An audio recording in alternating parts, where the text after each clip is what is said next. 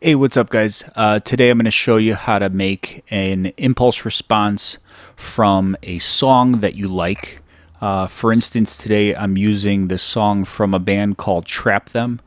The beginning of the song is just a guitar intro, and I like that. I'm going to take that and use it with Melda MFreeformEqualizer, playing the song into this plugin.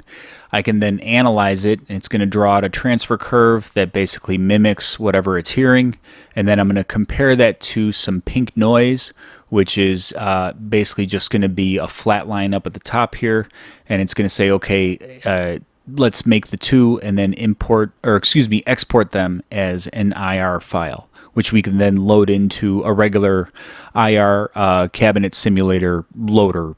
So I'll show you the process with that.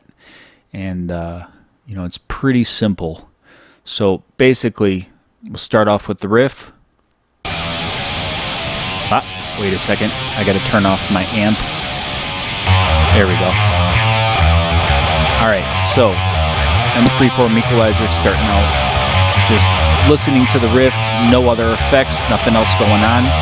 Hit the Analyze button. It starts to draw the curve here. So you can see it's moving around as it's listening to the song, listening to the riff. Eventually this is going to settle down. It's going to take an average over time. So once you see it kind of stop moving, you know you've got pretty much all the information you need here. So that's good enough. I'll just hit Analyze to end it again. By the way, when you open up MFreeformEqualizer, you got to hit this little button here to open up this section. So yeah, that's where I'm at. So I've hit Analyze for the recording. Now I'm going to play the pink noise, and then I'll hit Analyze again on the second bar here, and that's just going to analyze my pink noise. It's basically just an all pass, which is, you know, every single signal, every single frequency up at the high here. I'll finish with that, and then combine the two. So anyone who owns an HM2 recognizes that noise. That's just the sound of, you know, the can of bees sound from a Boss pedal when you're not playing anything, but you've got the pedal turned on. Anyway, this is what we're left with. This black line here is what we're going to make an impulse response out of. So I'll hit, by the way, quality settings, these make a difference. Try using all of them. I'm just using the extreme for now. It's not, you know, extreme in any bad way where it's, you know, resource hungry at all. It's just making a different form of the impulse response. So on the extreme setting, smoothness turned to 0. I'm going to hit Save IR. Now, you can save these wherever you want. You just have to remember where you save them. So I'm just going to call this one Trap Them V1. Yep, that's fine. Okay, and so that's created an impulse response that's now going to be readable by a program like you know, NADIR. So, but just to give you what we're doing, I'll keep it in MFreeformEqualizer for now. Turn on my amp sim, which is the Nembrini Mesa Boogie. It's their Cali Reverb. I've turned off the cabinet simulator on this amp sim just because I'm doing the cabinet out of FreeformEqualizer. So here we go. Here is my, here I'll play this first so you can kind of hear it. Here's my direct guitar. I just plugged my guitar into my sound card and played this. So turn on the cab sim, turn on the amp sim, and now here we go. So with this playing, I can now, you know, one of the cool things about this plugin is I can go in here and play with the shape of the IR. So for instance, this high end, this stuff that's kind of causing that hissy sound, I can just cut that out. I can go all the way to the bottom here and just drag my mouse, and that eliminates all of that. You can also use your scroll wheel to zoom in to parts if you want to, make little changes. Maybe the low end here, you really don't need anything below 60 hertz. So I'm just going to cut that out. And so now I've got kind of a new version of this. So I'm just going to save it again. I'm going to call it V2. Cool. Something else I'm going to show you, the smoothness algorithm here. So I'm going to move this. You can see that's smoothing out this line up top here. Now if I hit equalize again, it's going to make a smooth version of the IR. Again with the high end here. I'm going to get rid of this high end again. It redraws the whole thing, so you have to kind of remember if you cut off the highs and the lows, you have to come in and do those again by hand. So fine. So here's the smooth version. I'm just going to call this V3 smooth. There you go. All right, good. So that's that for now. I'm going to turn off Freeform Equalizer.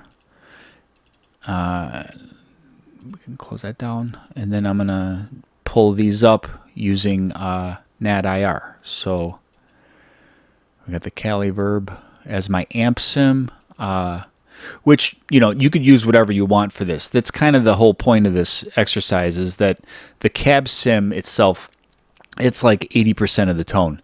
Obviously, we can get different stuff going by changing up the sound of, the EQ and stuff like that. I did a little bit of that earlier to make mine sound like the Trap Them one a little better. But, essentially, this is 15% where this is 85% of your tone. So now I'm going to turn on the IR, and this is now using, here, I'll go to Trap Them V1. So you can still hear that kind of that high end. This is an exact copy of what came out of MFreeform Equalizer. So now we'll go to V2. This is with that's with the treble kind of cut off. Remember, I cut off those high ends. And then this V3, that's that smooth. You can see it's different.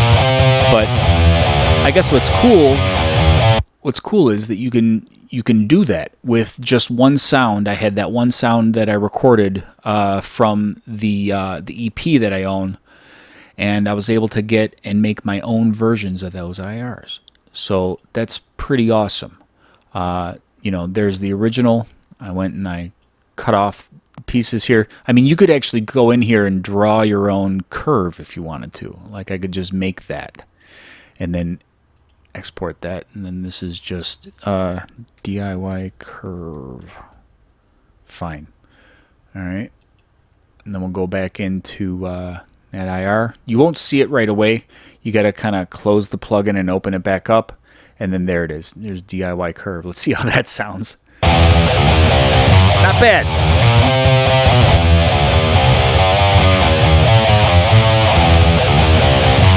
Okay, I mean, I'll take it. Can't say it's terrible, but yeah, that's some of the stuff that you could do with MFreeform Equalizer. Let's see. If anyone feels like continuing to watch, feel free. I'm going to go into something else that this thing does that I think is pretty awesome. So there, I'm just going to redraw the transfer. Actually, I don't even need to do that. We're moving on to the next thing. All right, so something else. You've got, here, let's do it with 2 freeform equalizers. What I'm going to do is I've already got a sound that I like, but let's say, I want to add some treble, or I want to do any kind of other EQ moves, because like I said, you could draw this with your mouse, but there's no EQ overall that I could sit and drag this around and kind of just accentuate the highs, dip the lows some more, and then export the IR. Unfortunately, the mouse, the way this works, I'm drawing an EQ curve here. So instead, what I'm going to do is use another EQ plugin after, and then another freeform equalizer to capture the transfer curve coming from the first freeform EQ, then my EQ, and then I'll use this one to do the capture. So here, let's do that now. And you could do that with Pink Noise, but for the time being, I'm going to do it with my riff so that I can, get the result that I want out of the guitar riff. So this is the first freeform. That's this guy making that sound. Now I'm going to open up my EQ. Let's say I want to turn up the treble. Turn down some of that bass. I'm just going to make this obvious, just so that it's,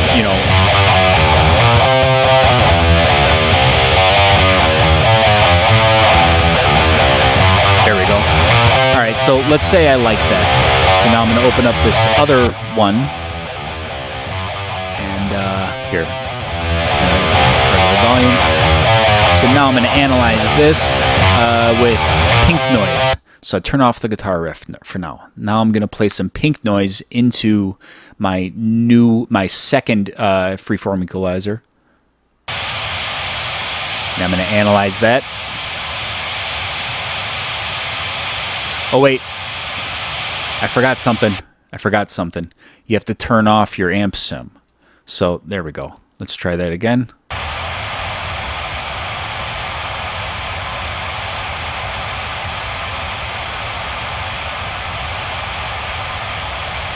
There we go.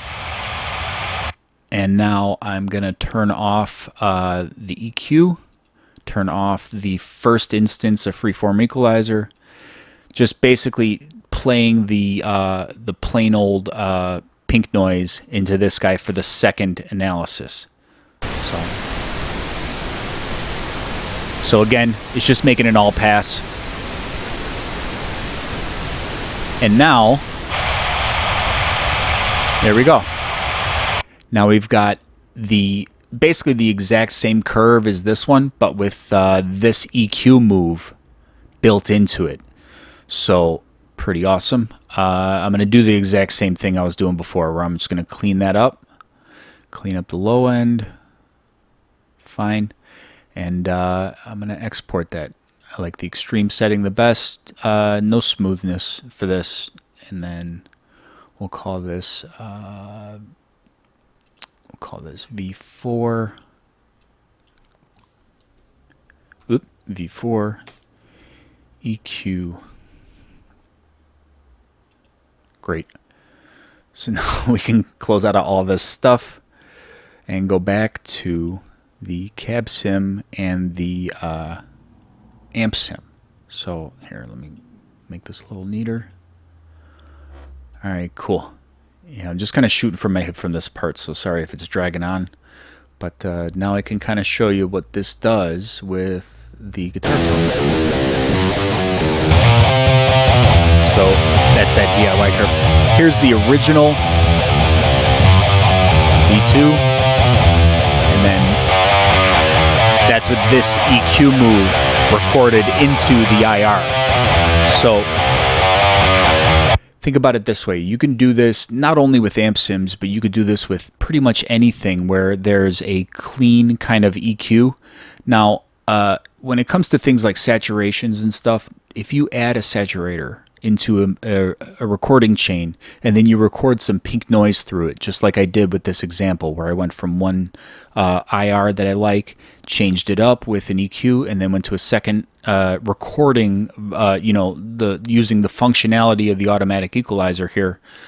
If you do that with a saturator, your results may vary. You're gonna darken your tone, because what's going on there is all of those harmonics are being negated by the fact that the Pink Noise is getting there's like a differential that's running between your all pass and the transfer function of the thing that you're trying to emulate, and so you're actually going to cancel out all the sounds that you think you're getting, which it seems kind of counterintuitive looking at how we cut the bass and boosted the high mids here, and that's what we got. When it's clean, it works that way, but when you're dealing with a saturation, stuff like that, there's distortion. If you leave the distortion on and you run this through, you're going to notice it right away, where you're going to lose all of your high end.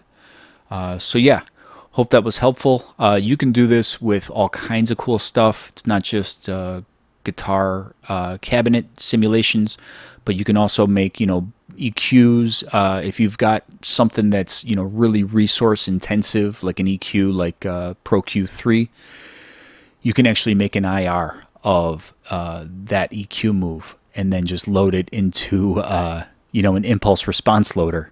And you can turn off that instance of Pro Q3, for instance. Okay, this has gone on long enough. I hope that was helpful. If you got any questions, just, send them, and I will do my best to help you out. All right, thanks. Take care.